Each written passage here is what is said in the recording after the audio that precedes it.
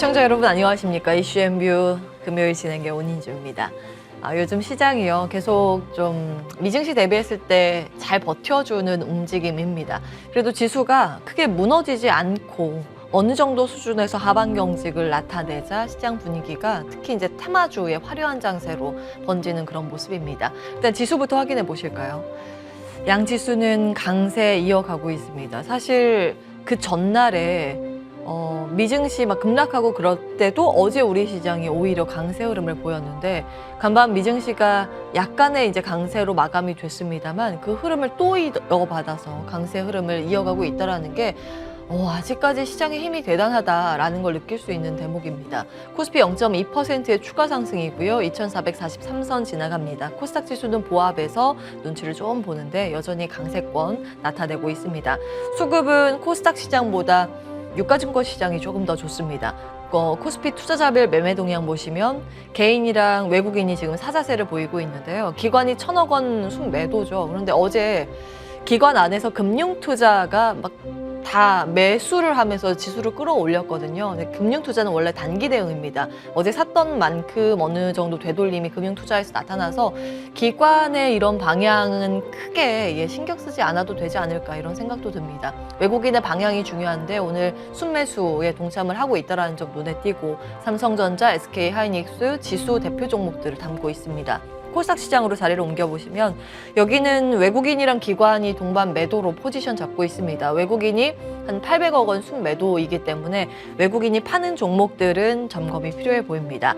종목별 반응 보시면 대체적으로 지수가 강한 게 사실 지수 기여도 높은 시총 상위에 위치한 종목군들이 강해서 그렇습니다. 대부분 굉장히 긍정적으로 보이긴 한데 그 아래쪽으로 가시면 오늘 하락 종목 수가 좀 많기는 합니다. 그 점 감안해서 보셔야겠고요. LG에너지솔루션 등의 2차전지 배터리주 다시 힘을 냅니다. 코스닥 시장으로 자리를 옮겨보시면 외국인들이 다른 이제 개별 종목들은 파는데 배터리 종목을 다시 담습니다. 그러면서 LNF, 에코프로 다시 힘을 내면서 각각 3%, 4%대 1%의 강세 흐름 유지를 하고 있습니다. 시장을 어떻게 봐야 할까요? 정말 혼란스러운 오늘이지 않을까 싶은데 자리 옮겨서 뉴스 기사 체크하면서 그 안에 투자 아이디어도 얻어보겠습니다.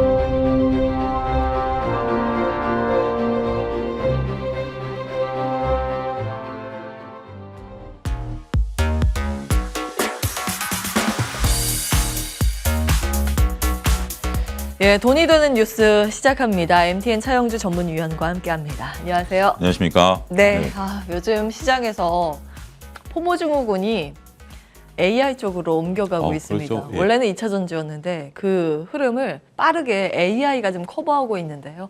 간밤 또 미증시에서는 AI에 불을 지핀 이슈가 있었습니다. 엔비디아. 사실 이거 어제 좀 다 정리해드리긴 했는데 엔비디아 실적 발표를 어제 저녁에 했거든요. 그리고 그 장중에 정규장에 반영된 게 간밤 미증시여서 그 흐름을 이틀째 이어받고 있는 우리 시장의 분위기입니다. 실적 서프라이즈인데요. 사실 이제 절대적인 수치는 역성장입니다. 반도체가 좀 작년에 비해서 안 팔리고 있다는 건 다 알고 계실 텐데 예상했던 것보다 매출이랑 이익이 좋았습니다. 그리고 지금 시장에서 주목을 하는 건 지금 실적 기여도가 높은 쪽은 아닌데 앞으로 실적 기여도가 여기서 나올 것이다 하고 있는 쪽이 AI죠. 컨퍼런스 콜에서 다 이제 젠슨 황 CEO 앞서 이제 화면에서 그 사진으로 반도체 들고 설명하는 그 인물이 AI 이야기 굉장히 많이 했습니다. 그리고 엔비디아 쪽에서는 다음 달 20일에서 23일 관련 컨퍼런스 개최 준비하고 있고요. 다음 보겠습니다. 이거 오늘 또 추가된 소식 아침에 당잠사에서 체크해드렸고요. 엔비디아는 팹리스입니다. 아시겠지만 공장이 있는 게 아니라 반도체 설계를 한 다음에 그걸 파운더리 업체한테 맡기는데 그걸 받는 게 TSMC. 여기서 이제 받아서 공장 돌려서 제조를 하는 그 공정이라고 보시면 되는데요. 지금 TSMC에 대해서 이제 대만 기사를 제가 정리를 했는데 원래는 핸드폰 PC 수요 감소하면서 이 가동률이 굉장히 빠르게 하락했거든요. 근데 최근 들어서 AI 수요가 잡히면서 가동률이 회복되고 있다라는 이제 보도가 있었습니다. 엔비디아가 그리고 AMD가 데이터 센터용 반도체 주문을 하고 있는 것으로 잡힌다. 뭐 이런 내용입니다. 이거는 구글 트렌드인데 2021년에는 크립토가 트렌드에 쫙 이제 많이 검색을 한 거죠. 이 키워드가 주목을 받았다면 그 다음 바통을 NFT가 받고 그 다음 바통을 AI인데 AI는 계속 좋았어요. 그리고 요즘 AI가 폭증하는 그런 현상 속에서 그 바통 이어받는 게 챗GPT. 챗GPT는 이게 없는 영역에서 이제 새로 생긴 거죠. 그럼 갑자기 이제 급등을 하고 있습니다. 다음 보시죠. 요거는 이거 어제 설명을 했기 때문에 일단 시간상 이거 넘어가고요. 반도체 밸류 체인들 설명을 드렸어요. GPU, NPU 쪽이 반도체, 연산 반도체 쪽이고 여기가 이제 메모리 반도체고 다음 보겠습니다. 요거는 어제도 보여드린 화면이고 오늘 또 보여드리는데 그러니까 개장 전에 보여드렸죠. 그리고 전 종목이 급등을 했는데 오늘 또 추가적으로 여기서 신고가가 많이 나옵니다. 한번 그냥 이런 종목이 있다. 테마주의 개념이다. 이렇게 이해를 하시면 됩니다. 자, 이거를 이제 어떻게 우리는 해석을 해야 될까요? 우리가 이제 인공지능과 관련해서 그리고 챗GPT와 관련해 가지고 이제 우리가 우리의 산업의 이제 게임 체인저가 될 거다라는 부분에 대해서는 다들 동의를 하실 겁니다. 그러다 보니까 이제 이쪽 테마가 굉장히 강한 흐름들을 좀 보여주고 있고 테마가 꺼질 듯 꺼지지 않고 움직이는 이유가 몇 가지가 있는데요. 일단 워낙 우리 산업을 이끌 것이다라는 강력한 테마. 그다음에 끊이지 않고 나오는 국내외적인 어떤 긍정적인 뉴스. 우리나라도 이제 이것을 지원하겠다라는 정부의 이제 발표도 있었고 외국에서도 계속 이런 것들에 이제 사용처에 대한 것들이 있었다라는 점이죠. 여기에 이제 우리가 조금 일부 여기에서 이제 확인하고 넘어가야 될 것들이 과연 이 기업들 이제 실적이 좀 잡히느냐에 대한 의무심들이 이제 있었던 것들이 사실인데 엔비디아가 그걸 해냈죠. 엔비디아가 실질적으로 현재 지금 그 챗GPT와 관련해서 인공지능과 관련해서 반도체 수요가 좀 늘어난 것들이 확인이 됐고 앞으로 매출의 11%를 여기서 하겠다라는 어떤 CEO의 발표도 있다 보니까 이쪽에 더 힘을 더하는 그런 모습들을 좀 보여주고 있다라고 말씀드릴 수 있겠죠. 자, 엔비디아와 우리 삼성전자를 직접적으로 연결하기는 좀 쉽지는 않습니다. 하지만 삼성전자와 SK하이닉스에 대한 외국인들의 러브콜이 이어지고 있고 물론 1월 대비해서는 수량이 많지는 않습니다. 한 60%대까지 급감하긴 했어도 여전히 매일 매수 1위는 삼성전자가 잡히고 있잖아요. 그렇기 때문에 외국인들의 삼성전자랑 SK하이닉스를 사는 이유 중에 우리가 이제 또 연결고리를 또 그렇게 미뤄 짐작할 수 있는 부분도 있고 또 SK하이닉스 같은 경우는 이쪽에 이제 트리거가 있다라는 부분들에 대해서 CEO께서도 뭐 수차례 말씀을 하셨기 때문에 충분히 가능성이 있다라고 좀 말씀드릴 수가 있겠습니다. 물론 좀 더 깊게 들어가면 셈법이 복잡해지죠. 우리가 이제 그 팹리스 쪽에 있었던 엔비디아가 이제 치고 올라오고 TSMC가 또 이것을 하게 된다라면 우리 삼성전자와 SK하이닉스에게는 조금 긍정적인 뉴스만은 아니다라고 볼 수는 있긴 하겠습니다만 어쨌든 인공지능의 대세고 이런 것들이 우리가 이제 그 아이디어를 확장하다 보니까 하드웨어까지 갔고 하드웨어 단에서 이런 것들이 지금 포착이 되고 있다라고 보여지면 투자가 늘어날 수 있겠죠. 이것을 좀 더 미세적으로 보면 과연 국내 기업들과의 연결고리를 찾기는 여전히 오리무중인 종목들이 상당히 존재하는 건 사실이지만 현재 강력한 회오리를 몰고 있는 테마이기 때문에 쉽게 꺼진다, 쉽게 더 간다 얘기하기는 예단하기는 어려울 것 같습니다. 일단 지금 불이 붙어 있는 상황에서 이 불이 쉽게 꺼지지 않을 것이다라는 것에 대해서는 다들 동의를 하고 계신 것 같고 여기서 이제 아까 얘기한 포모증후군도 있지만 확증 편향도 있다라고 보여집니다. 포모증후군은 지금 이제 이쪽에 못 들어가신 분들 입장에서 보면 솔직히 좀 이제 배가 아프다라는 개념이겠죠. 남들을 따라가지 못했고 남들은 수익을 내는데 나는 수익을 내지 못하겠다라는 포모증후군 쪽에 있으신 분들은 계속 부정적으로 말씀하실 수밖에 없는 부분들이고요. 하지만 확증 편향을 갖고 계신 분들은 떨어질 때마다 사면 올라가더라. 떨어질 때마다 사면 올라가더라라는 부분들에 있어서 이렇게 사기만 하면 올라가는 주식을 왜 안 사느냐라고 충분히 얘기할 수도 있는 지금은 극명하게 갈리는 시장 상황이다라고 좀 말씀드릴 수가 있겠습니다. 뭐가 오르냐 그러느냐 이게 펀드멘탈이 있냐 없냐는 이쪽 한쪽에서는 포모지근 쪽에 있으신 분들이 얘기하는 거고 네. 무조건 올라가는 주식은 맞다라고 보는 분들은 확증 편향이 있으신 분들이겠죠. 그래서 이 테마는 앞으로 우리 미래에 강력한 생활을 바꿀 수 있는 테마이기 때문에 충분히 가능한 영역이다라고 말씀드릴 수가 있겠고 지수가 버티는 한 이 부분에 대해서는 쉽게 무너지지 않을 가능성이 있다. 그렇게 좀 판단을 해야 될 것 같습니다. 예. 자, 그러면 이제 반도체에 대한 이야기로 이어갈까요? 아무래도 이제 시세 나는 플랫폼이나 헬스케어 기반의 AI 관련 기업들에 대해서는 지금 워낙 이제 급등을 하고 있기 때문에 그나마 이제 앞서서 엔비디아라는 키워드가 반도체이기 때문에 뭔가 실체가 있는 접근법으로 한번 질문을 가보겠습니다. 일단 여기에서 반도체 IP 설계 쪽이라고 하면 오픈 엣지 테크놀로지 정도가 있는데 이 앞에 한번 다시 보여주시겠습니까?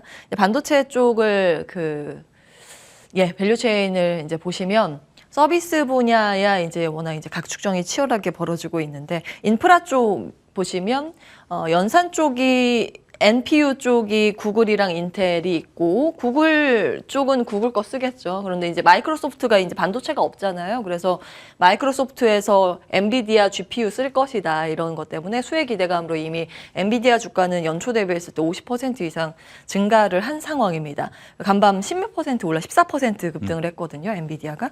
그리고 엔비디아한테 납품을 하는 쪽이 SK 하이닉스고 요 구동을 하려면 연산을 하려면 메모리 쪽도 필요하다고 해요. 물론 지금 당장 메모리의 수요가 폭증한다고 보기는 어렵겠으나 이 AI가 조금 더 보편적으로 사용이 되고 수요가 올라간다면 순차적으로 이 연산 반도체 이후에 메모리 반도체가 필요하다는 그런 이야기는 있습니다.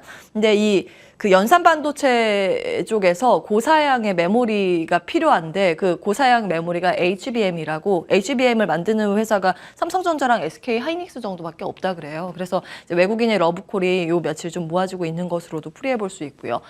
지금 시세는 조금 더 가벼운 덩치 소부장단이 반도체가 보이고 있는 상황입니다. 혹시 반도체에 대해서 투자 전략은 어떻게 가져가면 좋을까요? 결국 반도체가 지금 현재 실질적으로 지금 가장 직면한 과제가 재고 사이클이죠. 예. 우리가 이제 지금 재고를 어떻게 처리해 주느냐에 대한 부분들이고 공장은 계속해서 돌리고 있는 부분들이고 예. 지금 이제 이쪽에서 우리가 인공지능과 관련된 반도체는 좀 다른 거죠. 다르다 보니까 기존 재고에 대한 처리 문제 그리고 상당히 좀 어려운 업황에 대해서 우리가 이제 새로운 어떤 활력소를 찾을 수 있는 부분들은 있다라고 좀 말씀드릴 수가 있겠습니다.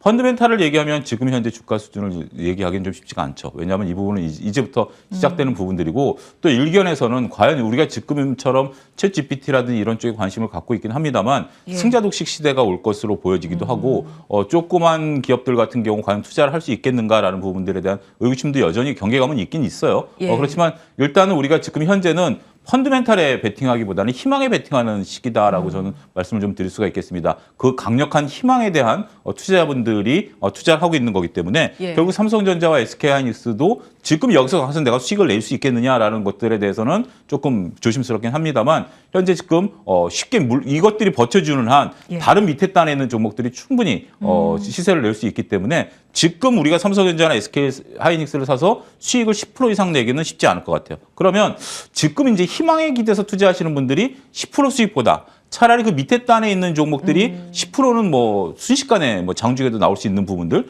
타임만 노리면 하기 때문에 오히려 마음은 그쪽에 가 계실 것 같아요.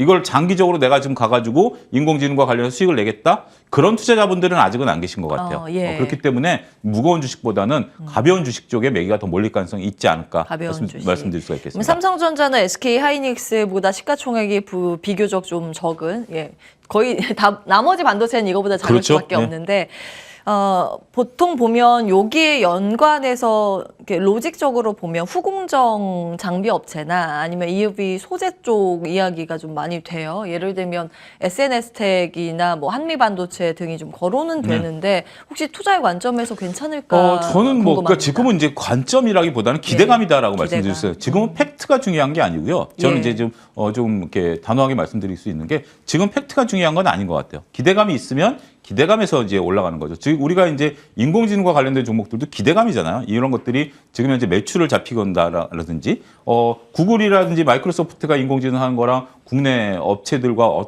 연관성은 찾기 어렵잖아요. 그럼에도 불구하고 기대감으로 올라가는 거기 때문에 지금 이제 기대감들이 점점 커지면서 야, 이게 좀 덜 오른 종목들은 뭐지? 다음에 연결고리는 뭐지? 이런 식의 지금 이제 스토리가 전개된다라고 봐요. 이게 과연 팩트로 앞으로 되느냐라고 봤을 때는 조금 지금 시장에서 보는 눈하고는 좀 예. 벗어나 있지 않을까. 원래 정상적으로 본다라면 우리가 이 팩트 체크를 그런 식으로 들어가야죠. 과연 이것들이 수혜를 볼 수 있을 것이냐라는 부분들인데 지금은 그거와는 조금 결이 다르다. 이렇게 정리해 드릴 수가 있겠습니다. 예, 그러면 반도체 쪽 보시는 종목은 없으세요, 혹시? 저는 제 성향과는 맞지 않아. 저는 기대를 예. 가지고 투자를 하는 것은 아니기 때문에 그렇긴 합니다만 뭐 MD스테크 같은 경우는 아무래도 지금 뭐 자동차향 네. 부분에 있어서 현재 지금 현대기아차 같은 경우 그쪽에 이제 소프트웨어 쪽으로 하려고 하는 부분들이기 때문에 인베디드 우리의 소프트웨어 같은 경우는 이 삼성전자와 좀 결이 다르죠. 그래서 뭐 MD스테크 같은 경우는 오히려 그 현대기아차 향으로도 좀 볼 수 있는 트리거는 있다. 이렇게 좀 말씀드릴 수 있겠습니다. 네.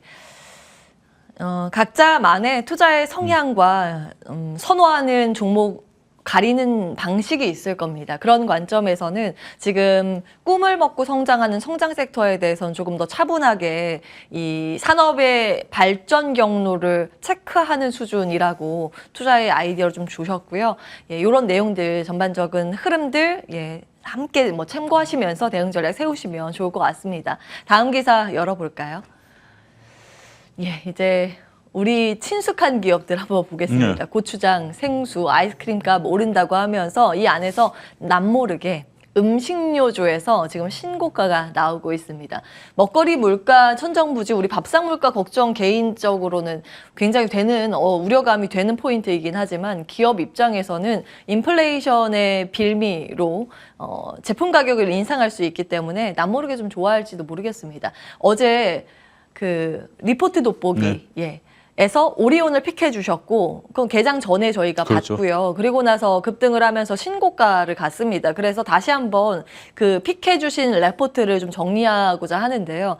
제목이 조삼모사 일희일비 하지 말자였습니다. 그 내용들 다시 한번 체크해 주시겠어요? 결국 오리온 같은 경우에 현재 지금 이제 조금 매출이 그러니까 12월 달 같은 경우 이제 중국향 매출이 좀 줄어서 주가가 좀 조정을 좀 받은 어떤 트리거가 됐었다라고 말씀드릴 수가 있겠는데 이 부분이 이제 춘절 때문에 조금 미리 그 주문 때문에 이제 그랬었던 부분들이 있었다라고 리포트에서는 밝히고 있고요. 그다음에 이제 이 매출향이 좀 늘어날 수 있는 부분들, 그다음에 이제 글로벌 매출, 특히 이제 러시아라든지 이런 쪽들의 매출이 이제 늘어날 수 있다라는 것들인데 결국 이제 우리가 이런 식음료 주식들은 이제 투자 방법이 명확하죠. 언제 원가가 올라오게 되면 원가가 결국 판매가를 밀어올리고 원가가 판매가를 밀어올리는 이 순간 이게 하나의 트리거가 되고 나중에 원가는 좀 빠지면서 이윤이 극대화되는 그런 모습들을 좀 보여주고 있다는 거죠. 오리온 같은 경우 작년에 우리 초코파이가 인상이 됐죠. 9년 만에 초코파이 가격이 인상이 됐습니다만 아직까지 그 실적 반영은 좀 안 되고 있어요. 우리가 원가가 빠지고 있다라고 하지만 아까 곡물가가 빠지고 있다라고 하지만 기타 제조 단가가 올라가다 보니까 여러 가지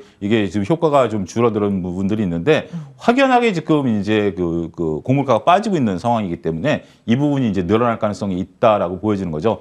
그래서 지금 이제 오리온 같은 경우 올해 성장세는 전전년도, 그러니까 전년이 아니라 전전년도 대비해서는 조금 떨어질 것으로 보고 있긴 합니다만 내후년까지는 조금 이제 긍정적인 흐름들을 좀 보여줄 것으로 보여지고 있고 지금 이제 많은 이제 식음료 업체들이 또다시 한번 작년에 이어서 가격을 인상하게 되면 2년 사이에 가격을 두 차례나 인상하는 것은 굉장히 이례적입니다. 첫 번째 인상은 아무래도 우크라이나 전쟁 때문에 우리가 이제 곡물가가 올라가서 인상했었다는 부분들이지만 이번에는 또 곡물가가 아니에요. 이번에는 뭐 전기료라든지 인건비라든지 물류비라든지 이런 것들이 올라가서 다 올리는 거기 때문에 일단은 첫 번째 효과, 두 번째 효과가 올 이제 중반부터는 충분히 나타날 가능성은 있다라고 보여지고요.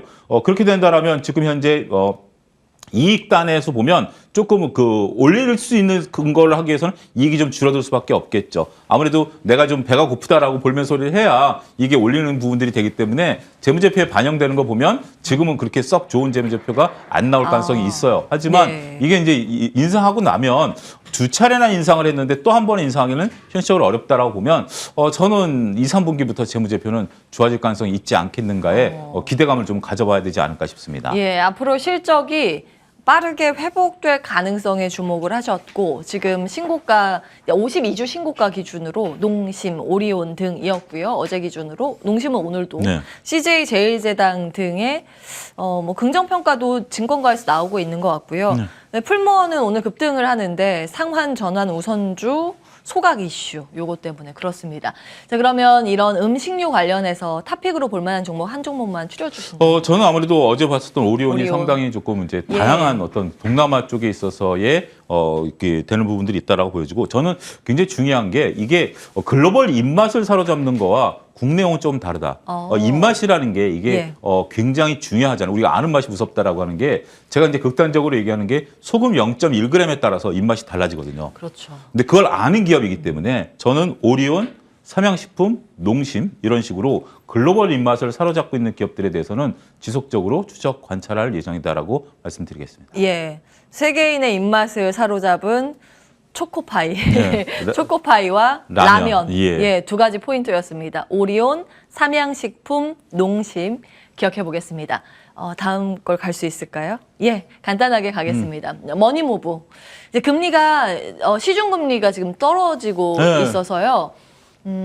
다음 보겠습니다. 그러면 금리가 별로 이제 안 되니까 그 자금이 보통 일반적으로 그 은행에 맡기는 게 아니라 다른 쪽에 위험자산에 투자를 하잖아요. 그래서 머니무브 가속 이런 제목의 기사가 있습니다. 이거 어떻게 해석하고 앞장을 좀 계세요? 보여주시면 빠르게 설명하고 끝내겠습니다. 지금 이제 예금 금리가 3%대까지 떨어졌어요. 네. 불과 얼마 전만 하더라도 5%대인데 지금 이제 은행에서 예금 잔액이 줄어들고 자산운용사 쪽으로 예금 잔액이 늘어요. 네. 그다음에 이제 고객예탁금이 좀 늘어나고 있고 이런 식으로 보게 된다라면 지금 자산 시장이 생각보다 강한 이유가 여기에 있을 수 있다라는 부분들 여러분들이 보셔야 될 것 같고, 예. 결국 우리가 이제 무브라는 것은 자산 시장에 이쪽 자산운용사 쪽에서 빠져서 이제 은행으로 가는 그런 트렌드였다라면, 이제 은행에서 부동산이 막혀 있다 보니까 네. 그 자금들, 물론 이제 부동산으로 가는 거와 자산운용사로 가는 걸 좀 다르긴 합니다만 자산운용사 쪽으로 오고 있다라는 것들이고, 근데 이제 자산운용사 쪽으로 들어온 것들이 100% 주시장에 들어오고 있는 것 같지는 않아요. 예. 채권 시장, 그러니까 이제 금리 하락을 예상하고 채권 ETF 설정액이 지금 급증하고 있기 때문에 예. 그쪽에 대한 부분들은 있긴 합니다만,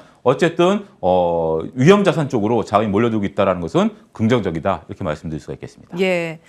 자, 이제 돈의 흐름을 네. 늘 유심히 체크를 해봐야 하는데, 지금 돈의 흐름은 안전자산에서 위험자산으로 약간 흐르고 있다는 점 체크해 주셨습니다. 투자의 아이디어로 확장해서 볼 만한 부분 굉장히 많은데요. 그렇죠. 예, 일단 위험자산의 체크 포인트였고, 예, 지금 마침 또 금융주가 강세를 보이는데 혹시 이건 배경이 어떻게 되는지? 금융주들이 예. 그동안 조금 정부 정책 때문에 조금 조정을 좀 받았었던 부분들에 대한 반락이다라고 말씀드릴 수가 있겠고, 보험주 같은 경우 IFRS 17, 그러니까 이제 보험 계정에 따른 부채를 시가평가하도록 되어 있기 때문에 예. 보험사들의 이익이 좋아지거든요. 그렇기 때문에 이제 외국인들이 좀 선호하는 면들도 있다. 그러니까 동일한 상태인데 회계의 변화에 따라서 조금 좋아지는 면들도 있기 때문에, 그러면 이익이 늘어나게 되고, 예. 이익이 늘어나게 된다면 현재 지금 정부 정책 기조인 배당이 늘어날 가능성이 있다라는 것들, 오히려 은행지보다는 보험주 쪽의 배당에 대한 가능성들에 외국인들이 베팅을 하고 있는 것들이 아니겠는가까지도 정리해서 말씀드리겠습니다. 오늘은 여기까지 하겠습니다. MTN 차영주 전문위원과 함께했습니다. 고맙습니다. 감사합니다.